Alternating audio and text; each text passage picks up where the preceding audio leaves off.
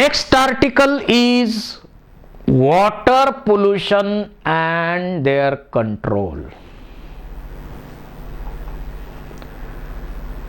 Water pollution refer to addition of excess material or heat to water that is harmful to human, animals or desirable aquatic life. काय घाण पाणी आहे बघा. Photograph वरूनच तुम्हाला idea आली पाहिजे, म्हणून सुंदर फोटोग्राफ, सुंदर म्हणजे त्या आर्टिकलशी रिलेटेड चांगले फोटोग्राफ मिळवलेत आपण. किती घाण पाणी आहे, किती घाण पाणी आहे बघा. काय ऑइल स्पिल, लिकेज होतंय ऑइल. ऑइल स्पिल झालेलं, लिकेज झालेलं आहे. इंडस्ट्रीचं घाण पाणी, इफ्लुएंट्स आहेत. इंडस्ट्रियल इफ्लुएंट आहे, इंडस्ट्रियल इफ्लुएंट आहे बघा. ॲक्वॅटिक लाईफचं काय व्हायला लागलंय, काय व्हायला लागलंय, काय व्हायला लागलंय. वॉटर पोल्युटंट्स.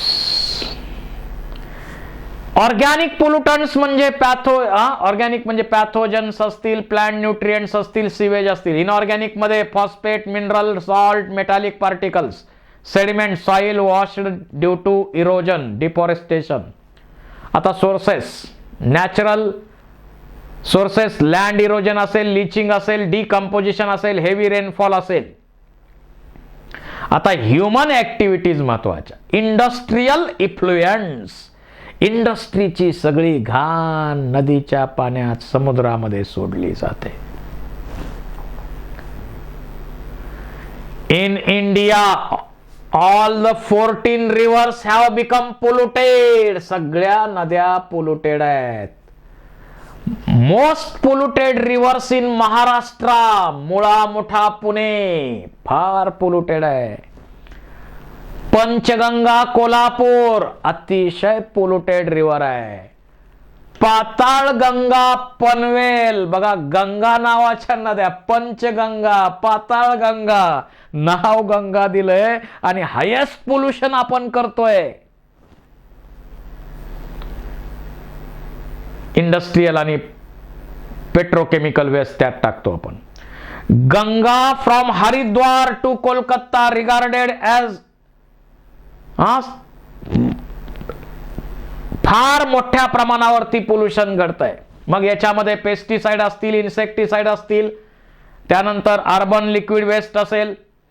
त्याचबरोबर बघा किती विचित्र गोष्ट आहे. असं म्हटलं जातं की अंत्य समय जो आहे तो स्वर्गात, म्हणजे स्वर्गाचं दार म्हणा आपण, हरिद्वार वगैरे असं. मग त्या ठिकाणी काय केलं जातंय, तिथं शेवटी आपल्या शरीराचं दहन तिथं करण्याची प्रथा आहे. गंगा नदीच्या काठावर माझ्यावर अंत्यसंस्कार व्हावेत ही मानसिकता आहे, ही संस्कृती आहे. हे आपल्या धर्मग्रंथात पण सांगितलंय. परंतु इतक्या मोठ्या प्रमाणात प्रेतांची गर्दी तिथं व्हायला लागली. तिथले जे लोक आहेत प्रोफेशनल झाले. थोडासा अंत्यसंस्कार केले ना आपण निघून गेलो की डेड बॉडी अर्धवट जळलेली तशीच टाकून द्यायची पाण्यात. इतकी विचित्र अवस्था आहे. त्यामुळं जी पवित्र नदी आहे, या भारताची गंगा, यमुना अतिशय पवित्र नद्या समजल्या जातात. त्या पवित्र नद्या हायली पोल्युटेड झाल्या आज. Agricultural activities, fertilisers, pesticides, organic phosphates, hydrocarbons, DDT सगळे ॲग्रिकल्चर मध्ये अशा प्रकारचे पोल्युटंट आपण मिक्स करतो. Radioactive substance, nuclear testing, त्याच्यामध्ये आयसोटोपचा यूज करतो. त्यामुळे वॉटर पोल्युशन होतं. थर्मल वेस्ट, एवढं गरम पाणी तिथून वॉटर बॉडी मध्ये सोडलं तर तिथल्या ॲक्वॅटिक एन्व्हायरमेंट मध्ये असणारे ॲनिमल मरून जाणार. शिपिंग ऍक्टिव्हिटी आपण करतो त्यावेळी काय होतं, लिकेज होतं. ऑइल स्पिल्स, जी तेल वाहू जहाज आहेत त्याच्यामध्ये लिकेज मोठ्या प्रमाणावर होतात. त्या ऑइलचा थर वरती तयार होतो आणि तेथून ऑक्सिजन खाली डिझॉल्व्ह होत नाही, जात नाही, आणि त्यामुळे ॲक्वॅटिक लाईफ धोक्यात येतं. ऍसिड रेन्स बघा, SO2, NO2, फ्लोराइड्स, याच्यामुळे मोठ्या प्रमाणावर ऍसिडचा पाऊस पडतो. ऍसिड रेन आहे. ऑइल स्पिल्स बघा, ऑइल स्पिल्स. आता याचे परिणाम काय होतात आपल्यावर? वेगवेगळ्या प्रकारचे पॅथोजन्स आपल्याला, वॉटर बॉर्न डिसऑर्डर्स मोठ्या प्रमाणावर यामध्ये होतात. मर्क्युरी, त्याचं एक एक्झाम्पल म्हटलं तर मर्क्युरीचा वापर पेस्टिसाइड मध्ये केला जातो आणि मग जपानमध्ये मोठ्या प्रमाणावर त्याचा वापर केला गेला आणि त्या भागामध्ये मिनामाटा नावाचा डिसीज मोठ्या प्रमाणावर आढळून आला, कारण मर्क्युरी वापरला म्हणून.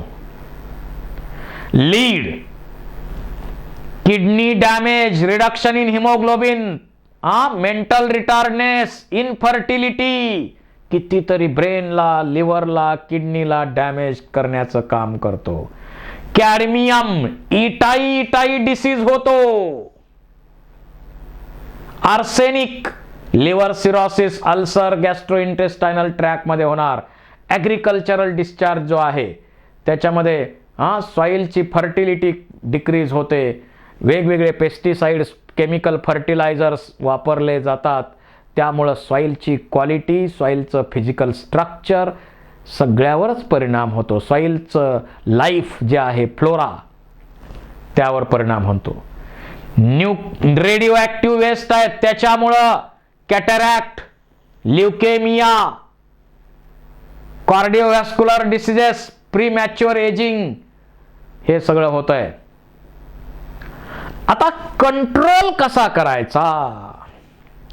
इंडस्ट्रियल वेस्ट ट्रीटमेंट, जे इंडस्ट्रीचं पाणी आहे ते डायरेक्ट नदीत, समुद्रात सोडायचं नाही.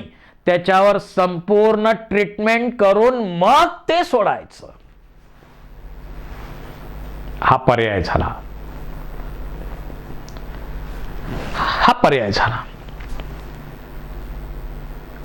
पहा, 0.1% impurities in water make domestic sewage unfit to human use. They include suspended solids, sands, silt, clay आहे, colloidal material, fecal matter आहे, bacteria, cloth, paper, fibers, dissolved material असणार, nutrients like nitrate, NH3, phosphates, NaCA वगैरे. आता domestic sewage and industrial effluent,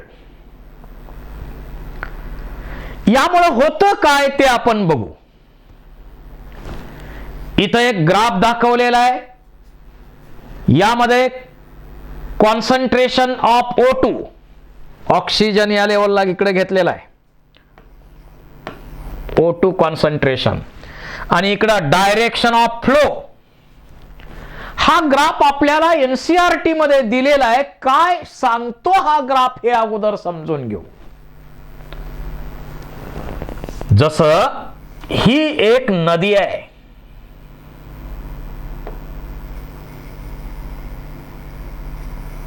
समजा ही एक नदी आहे आणि या नदीच्या ठिकाणी इथं एक शहर आहे, इथं एक शहर आहे. आता त्या शहराच्या जवळ येणारं जे पाणी आहे नदीमधून, ते पाणी बहुतेक शुद्ध असणार आहे, बहुतांशी शुद्ध आहे. परंतु या शहराचं सीवेज त्यात मिक्स केल्यामुळं पुन्हा ते अशुद्ध होतं. असं इम्प्युअर झालेलं वॉटर, असं अशुद्ध झालेलं पाणी पुढं पुढं पुढं पुढं फ्लो जातो, पुढं फ्लो जातो, पुढं फ्लो जात असताना पुढं ते नदीतून पाणी पुढं जाताना त्याचं शुद्धीकरण होतं. आता पुढचं शहर लागण्यापूर्वी इथं बहुतांशी पाणी शुद्ध झालेलं असतं. पुन्हा तिथलं पाणी अशुद्ध मिक्स झालं, पुन्हा अशुद्ध होणार. अशा प्रकारे प्रोसेस होत असते. म्हणजे समजा आपलं शहर आहे, त्या शहराला जवळून एक नदी गेली आहे. त्या शहराजवळ पाणी जे येतं नदीतून ते बहुतांशी शुद्ध झालेलं असतं. परंतु आपल्या शहरामधून सीवेज त्यात मिक्स केलं की ते अशुद्ध होतं. त्याचा बीओडी वाढतो, ऑक्सिजन कमी होतो आणि अशुद्ध पाणी पुन्हा पुढं जातं. हे जात असताना पुन्हा बरचसं पाणी शुद्ध होत जातं. पुढचं शहर येईपर्यंत बऱ्यापैकी शुद्ध झालेलं असतं. त्यावेळी त्याचा ऑक्सिजन वाढतो, बीओडी कमी होतो. एक्झाम्पल घेऊ आपण. जसं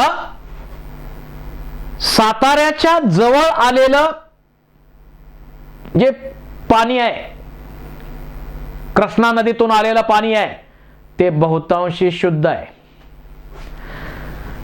समजा सातारा शहरामधून सिवेज वॉटर त्यात मिक्स केलं तर ते अशुद्ध झालं. पण पुढं ते सांगलीपर्यंत गेल्यानंतर बऱ्याच प्रमाणात त्याचं शुद्धीकरण होतं. सांगलीला जाण्यापूर्वी बहुतांशी पाणी शुद्ध असतं. त्याचा बीओडी कमी, ऑक्सिजन जास्त असतो. पुन्हा काय होणार? पुन्हा सांगलीच्या ठिकाणी गेल्यावर पुन्हा त्यात सिवेज मिक्स होणार, पुन्हा बीओडी वाढणार, ऑक्सिजन कमी होणार. अजून पुढे जाताना हे शुद्धीकरण होतंय. अशा प्रकारे ऑक्सिजन आणि बीओडी, बायोकेमिकल ऑक्सिजन डिमांड म्हणतो आपण, यात फरक पडत राहतो.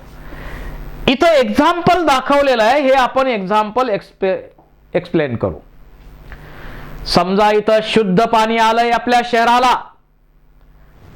शहराला शुद्ध पाणी आलंय. परंतु नदी मार्फत ते शुद्ध पाणी आलंय. परंतु आपल्या शहराचं जे सीवेज वॉटर आहे ते त्यातच सोडलं तर काय होणार? ऑक्सिजन कमी होणार.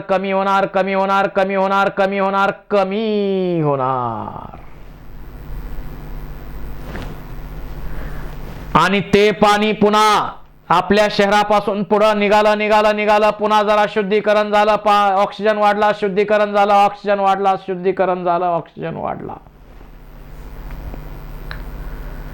त्याच वेळी ज्यावेळी हे पाणी अशुद्ध होतं, त्याच वेळी जे पाणी शुद्ध होतं त्यावेळी त्याचा बीओडी कमी असतो. BOD, biochemical oxygen demand, BOD कमी आहे.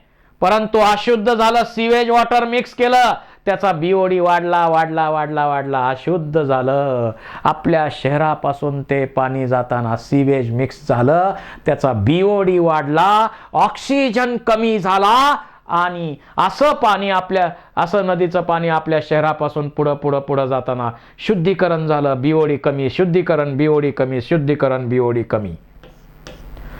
आणि इकडं जसं शुद्धीकरण होतंय ऑक्सिजन वाढला, शुद्धीकरण होतंय ऑक्सिजन वाढला, असं हा ग्राफ आपल्याला सांगतो.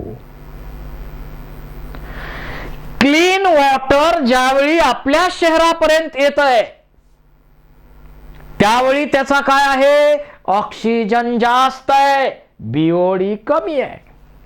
पण आपल्या शहरामधून सीवेज हे घाण पाणी, ड्रेनेजचं पाणी त्यात मिक्स केलं तर काय झालं?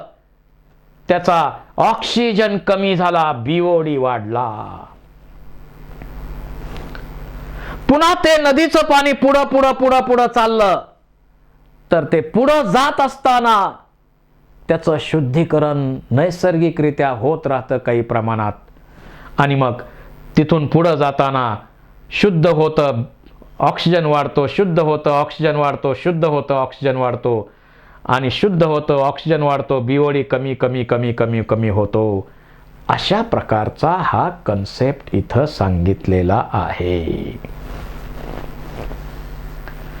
Removal of dissolved material, organic compounds and toxic metals are most difficult. Toxic metal असतील तर त्यांचा रिमूव्हल कसा करायचा? Domestic sewage contain biodegradable organic matter. Degrade होणारा मॅटर आहे. It is decomposed by micro organism. आणि जे बायोडिग्रेडेबल आहे ते डिकम्पोज होत आहे मायक्रो ऑर्गॅनिझमच्या मदतीनं. Amount of biodegradable organic matter in sewage water is estimated by measuring biochemical oxygen demand. ज्या पाण्याचा बीओडी जास्त तेवढं ते प्रदूषित, ज्या पाण्याचा बीओडी कमी तेवढं ते शुद्ध. हे लक्षात असू द्या. During biodegradation micro organism consume O2. डिग्रेडेशनच्या प्रोसेसमध्ये मायक्रो ऑर्गॅनिझम काय करतात? ऑक्सिजन घेतात घेतात घेतात. This result in sharp decline in dissolved O2. त्यामुळं तिथला ऑक्सिजन कमी होतो कमी होतो कमी होतो आणि त्यामुळं तिथल्या अक्वॅटिक ऑर्गॅनिझमचा डेथ होतो. अक्वॅटिक ऑर्गॅनिझमचा डेथ होतो. इथं आता युट्रॉफिकेशनचा फोटोग्राफ दाखवलेला आहे. हा फोटोग्राफ अल्गल ब्लूम्स दिसतात इथं. युट्रॉफिकेशन, एखादं पॉन्ड आहे, एखादं तलाव आहे, त्याच्यामध्ये स्टॅग्नंट वॉटर आहे आणि ते हिरवगार पाणी दिसतं. अल्गल ब्लूम्स तिथं दिसतात मोठ्या प्रमाणावरती. बघूया आपण ते काय. Presence of more nutrients in water. जसा समजा हा तलाव आहे, एक पॉन्ड आहे समजा, याच्यामध्ये आपण ऑर्गॅनिक न्यूट्रिएंट, याच्यामुळे मध्ये ऑर्गॅनिक न्यूट्रिएंट ऍड झाले तर त्यामुळं काय होत आहे?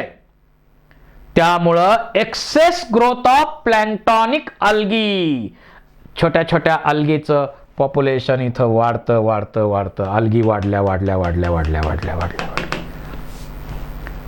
वरच्या बाजूला थर तयार होतो सरफेसला अल्गीचा मोठा.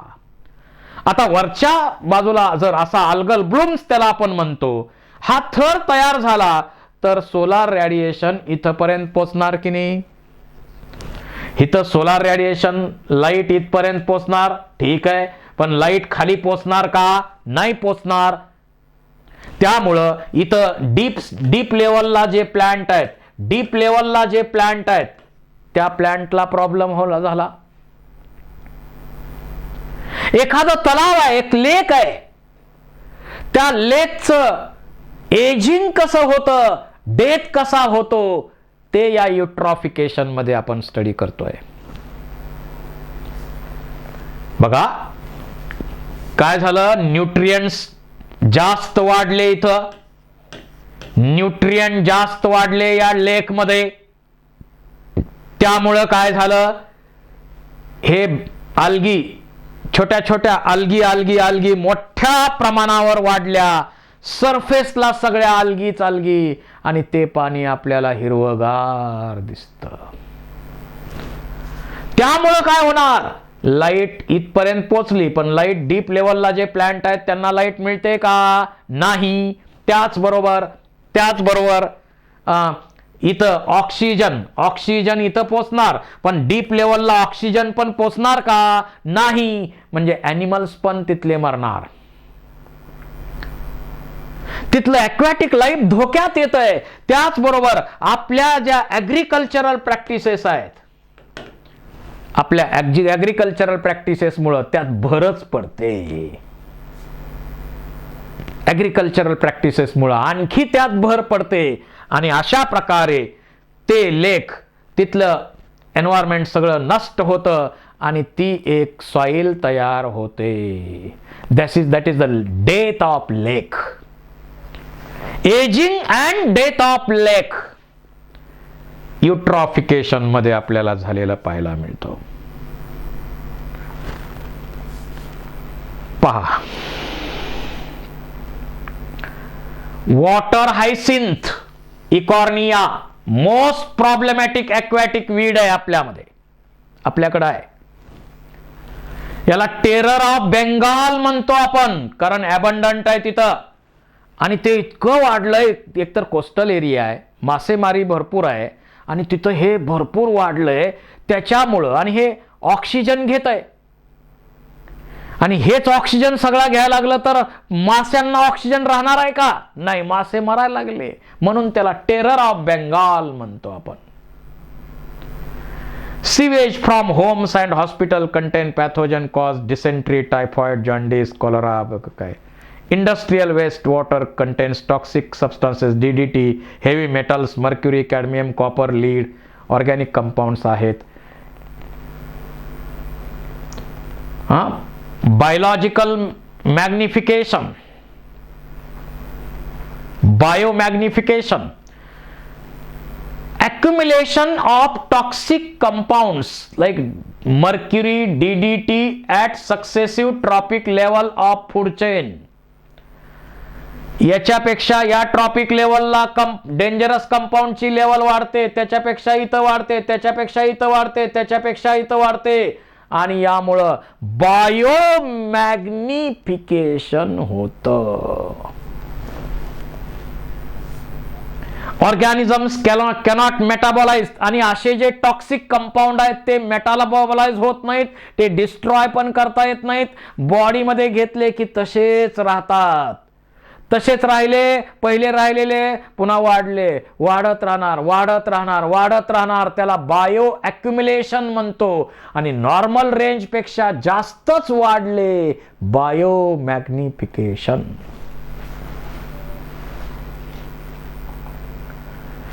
जर इथं आपण पाहिलं, पहा, biomagnification of DDT in aquatic food chain कसा बदल होतो बघा.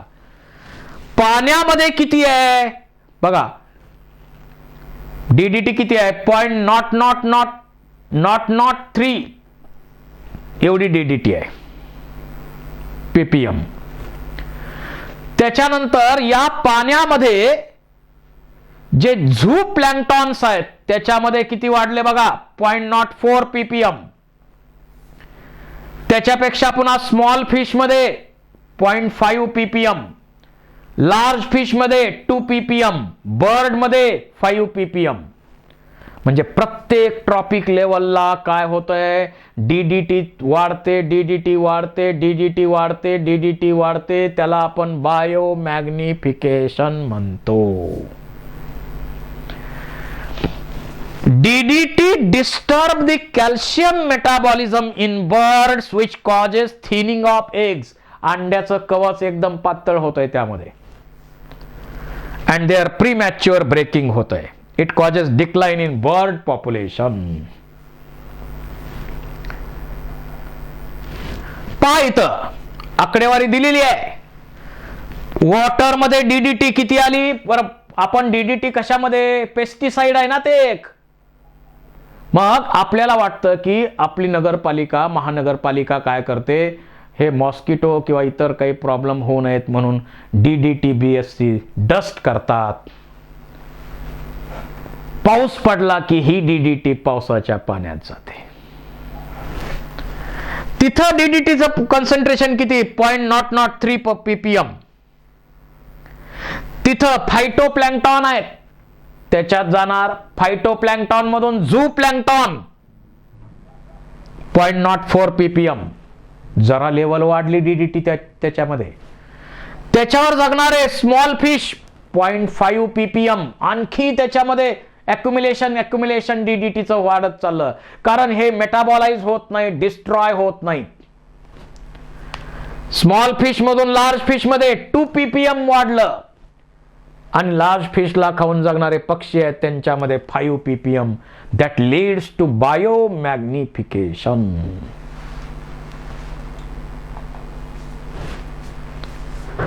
बायोमॅग्निफिकेशन हे ॲग्रोकेमिकल्स जे आहेत, केमिकल पेस्टिसाइड्स, केमिकल फर्टिलायझर्स हे आपण वापरतो, त्यांचे फार मोठे प्रॉब्लेम आहेत. केमिकल फर्टिलायझर्स, पेस्टिसाइड्स हे आपण जरी वापरत असलो तरी ते घातक पण भरपूर आहेत. जसं त्या सॉइल मध्ये अनेक मायक्रो ऑर्गॅनिझम आहेत, त्यांना पण धोका निर्माण केला जातो.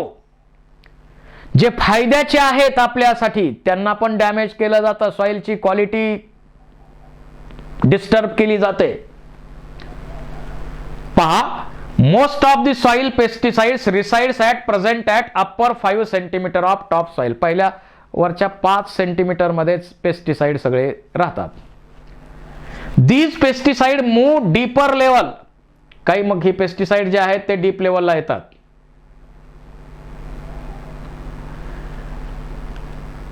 सॉइल थ्रू वॉटर पर्क्युलेशन होऊन डीप लेवलला येणार. आता एंडोसल्फान फार डेंजरस आहे, आपण वापरतो पेस्टिसाइड.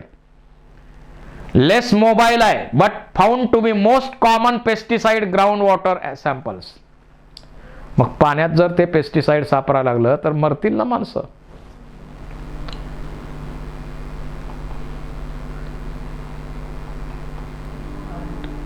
त्याच्यामुळेच युट्रॉफिकेशन होतं, बायो अक्युम्युलेशन होतं,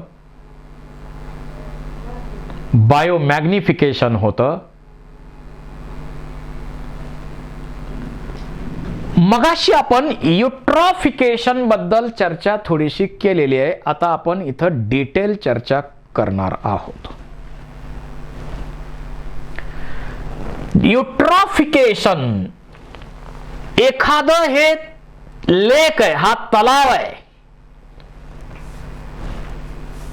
या तलावाचं सुद्धा एजिंग होतंय. आपलं जसं एजिंग होतंय की नाही, होतंय. या तलावाचं सुद्धा एजिंग होतंय.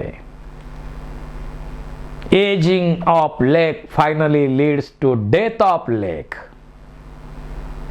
And becomes soil due to eutrophication. आता यंग लेक असेल तर वॉटर कसं आहे, कोल्ड आणि क्लिअर आहे. इथं जर यंग लेक असेल तर ते कोल्ड आणि क्लिअर वॉटर आहे. तिथं stream draining into lake introduce nutrients. काही न्यूट्रिएंट्स जर इंट्रोड्यूस झाले, जसं नायट्रोजन आला, फॉस्फरस आला, त्यामुळं इट्स इन्क्रीजेस लेक्स फर्टिलिटी. त्यामुळं फर्टिलिटी वाढते. इथले सगळे ॲनिमल्स, प्लांट्स व्यवस्थितपणे राहू शकतात. Organic remains deposited on lake bottom, so growth of lake grow shallower and warmer. आता होतं काय बघा, काय म्हणतो हा कन्सेप्ट आपल्याला. तर इथं एक तलाव आहे, वेगवेगळे प्लांट्स, ॲनिमल्स त्या ठिकाणी आहेत. हे कूल वॉटर आहे, सेफ वॉटर आहे, शुद्ध पाणी आहे, सगळे व्यवस्थित जगतायत. असं यंग लेक आहे. याच्यामध्ये ज्यावेळी हे नायट्रोजन, फॉस्फरस सारखे न्यूट्रिएंट्स ऍड होतात, ते न्यूट्रिएंट ऍड झाल्यामुळं काय होतंय, न्यूट्रिएंट्स ऍड झाल्यामुळं या ठिकाणी अल्गीज मोठ्या प्रमाणावर वाढतात. मोठ्या प्रमाणावर अल्गीज वाढणार वाढणार वाढणार वाढणार वाढणार, छोट्या छोट्या अल्गीज, जसं क्लेमायडोमोनास सारखी आहे. आणि मग या सरफेस लेवलला algae algae algae algae algae जमा होणार. सरफेस लेवलला अल्गी जमा झाल्या, that leads to algal bloom. हिरवगार झालं ते लेक एकदम ग्रीन दिसतं आपल्याला अल्गल ब्लूम मुळे. त्याचा परिणाम काय होणार, सोलार रेडिएशन इथपर्यंत येतात, परंतु सोलार रेडिएशन डीपच्या प्लांट, इथं जे खाली प्लांट आहेत त्यांना मिळणार का, सोलार सनलाइट मिळणार का, प्रॉब्लेम होणार. ऑक्सिजन, ऑक्सिजन इथं मिळणार, पण ऑक्सिजन इथं तेवढा मिळणार नाही. त्यामुळे खाली असणारे हे प्लांट असतील किंवा इथले ॲनिमल्स असतील, त्यांचा डेथ होणार. त्यांचा डेथ होणार. त्याचबरोबर ह्युमन ऍक्टिव्हिटीजचा विचार केला. आपलं सिवेज त्यातच सोडलं, त्याचबरोबर पेस्टिसाइड्स, फर्टिलायझर सुद्धा त्यात रिलीज झाले, तर आणखी मोठा प्रॉब्लेम होतो आणि फायनली इथलं ॲक्वॅटिक लाईफ धोक्यात येतं आणि हा सगळं हे हळूहळू एजिंग लेकचं होतं आणि शेवटी इथं सॉइल तयार होते. That is the ageing of lake and death. आणि लँड तयार होणार तिथं. Depending upon climate, size of lake and other factors, the eutrophication may span thousands of years. त्या लेकची साईज किती, याच्यावर किती वर्ष लागणार त्यासाठी हे अवलंबून आहे. जसं काही हजारो वर्ष लागू शकतात. However, pollutants like effluent industries, home sewage increase the aging of lake, accelerate the aging process. This is called cultural and accelerated eutrophication. आपल्यामुळं ते 1000 वर्षांनी म्हातारं व्हायचं, त्याच्याऐवजी ही 500नच आपण केलं ते 100 वर्षात म्हातारं. बघा अल्गल ब्लूम्स. प्राईम कॉन्सन्ट्रेट कॉन्टामिनेट्स कोण आहेत? नायट्रेट्स म्हणा, फॉस्फेट्स म्हणा, हे प्राईम आहेत. हे प्राईम कंपोनंट्स आहेत त्यासाठी रिस्पॉन्सिबल. त्याचबरोबर थर्मल पॉवर प्लांट आहेत, वेस्ट वॉटर आहे, इलेक्ट्रिसिटी जनरेटिंग युनिट्स आहेत, थर्मल पॉवर प्लांट्स आहेत. हाय टेम्परेचर असलेलं पाणी त्यात सोडलं आणखी भरच पडते.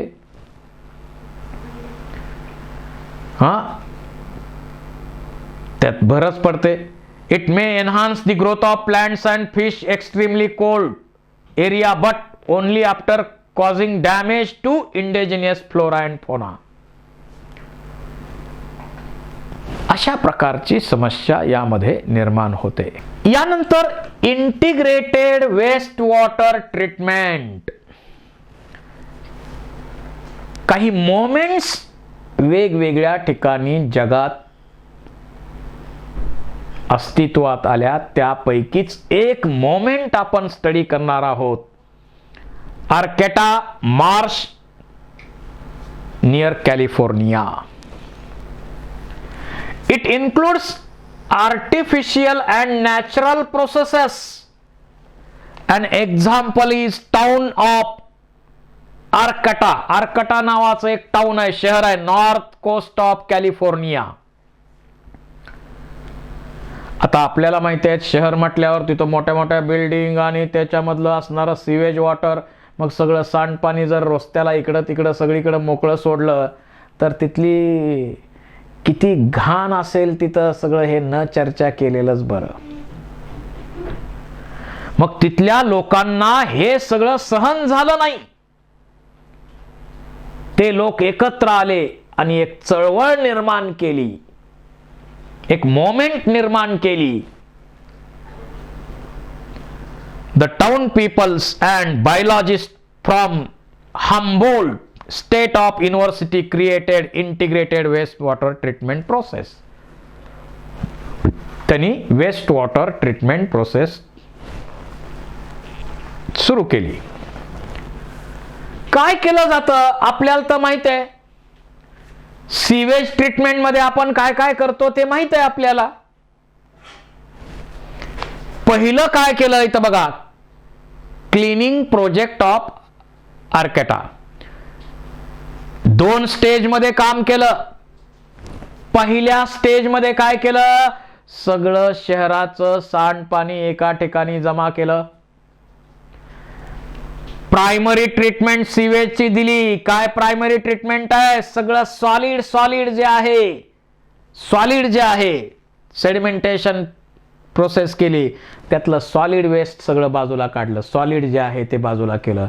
मग सँड असेल, सॉईल असेल किंवा पाण्यावर तरंगणारे प्लास्टिक बॅग वगैरे असलं सगळं बाजूला केलं. पहिली ट्रीटमेंट. राहिलेलं जे वॉटर आहे आता इफ्लुएंट आहे, त्याच्यावर सेकंडरी ट्रीटमेंट केली. मायक्रो ऑर्गॅनिझम ग्रो झाले आणि त्याच्यातले ऑर्गॅनिक मॅटर जे आहे त्याचं डिकम्पोजिशन, त्याचं ब्रेकडाऊन केलं गेलं.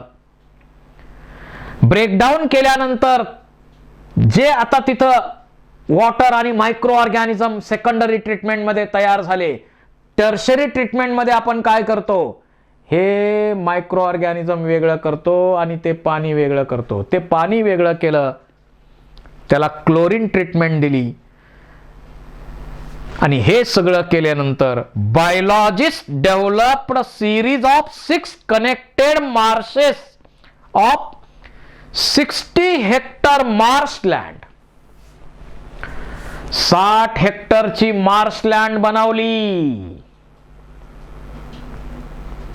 6 वेगवेगळे कनेक्टेड मार्शेस बनवले आणि त्या ठिकाणी appropriate plants, algae, fungi, bacteria grow केल्या. They neutralize and absorb, assimilate pollutant. ते पोल्युटंट सगळे ॲब्सॉर्ब केले त्यांनी, प्लांटनी. Thus water flows through marshes get purified. आणि त्याच्यामुळं इथलं पाणी जे आहे ते 100% शुद्ध झालं. नैसर्गिकरित्या शुद्ध केलं गेलं. Marshes also constitute sanctuary with the high level of biodiversity. तिथं सेंच्युरी बनवली, बायोडायव्हर्सिटी मोठ्या प्रमाणावर मिळाली. फिश वेगवेगळे वाढले, भरपूर ॲनिमल्स वेगवेगळे वाढले, बर्ड्स वाढले. आणि तिथं friends of Arcata marsh is citizen group. सिटीजनचा मोठा ग्रुप आहे for uptake and safeguarding of this project. त्याची काळजी, आपल्याकडे एकदा बनवलं पुन्हा कुणी लक्ष देत नाही, पण काळजी घेण्यासाठी तिथं ग्रुप बनवले. त्याचबरोबर इकॉलॉजिकल सॅनिटेशन बघा, इको फ्रेंडली हे बनवलं पाहिजे. टॉयलेट्स वापरतो आपण, वापरू शकतो आता, सुरुवात झाली आपल्याकडे, मोमेंट सुरू झाली. Sustainable system handling human excreta using dry composting toilets. This is practical, hygienic, efficient and cost effective solution. Human excreta जो आहे तो पण रिसायकल करू शकतो, नॅचरल फर्टिलायझर म्हणून त्याचा वापर करू शकतो.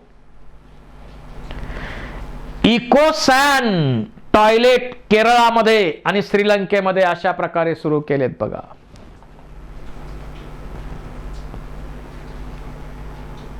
Water pollution.